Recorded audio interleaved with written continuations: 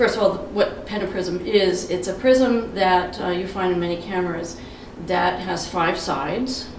That's where the penta comes from.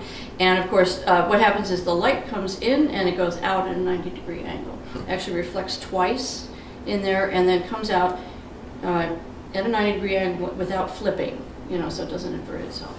And it's a pretty abstract title to go with my abstract piece. As it turns out, I have a 5-note motive that kind of governs the whole piece. And I do all kinds of manipulation with it as if it were going through a prism.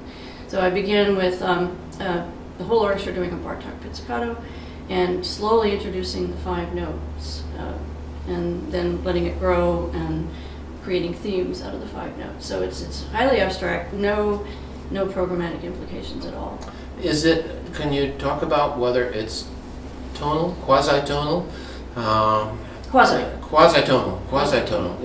Is it 12-tone based? No, it's not like 5-tone, I guess you would like say. 5-tone. Okay. It's got That this makes- 5-note motive, but then it's very freely treated. I don't do retrograde.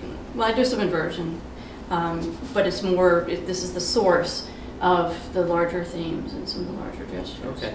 Let me ask you how your compositional career intersects with your teaching career. Especially, I'm asking this question because Heidi, whom I'll ask to talk about next, was one of your students. Right.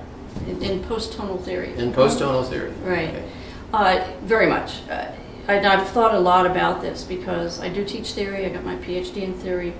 I did my dissertation on my composition teacher's music, Joseph Schwantner, and he's very analytical in his thinking. He comes up with chords and sets and stuff, and then he analyzes them and decides, well, how am I going to manipulate them? What's the invariance factor from this to that transposition? So he's a real analytical thinker as well. Mm-hmm. And so my theoretical studies and analysis very much informs what I do as a composer, which is why I was really anxious to write something here abstract and very tight-knit. Mm-hmm. Okay, great.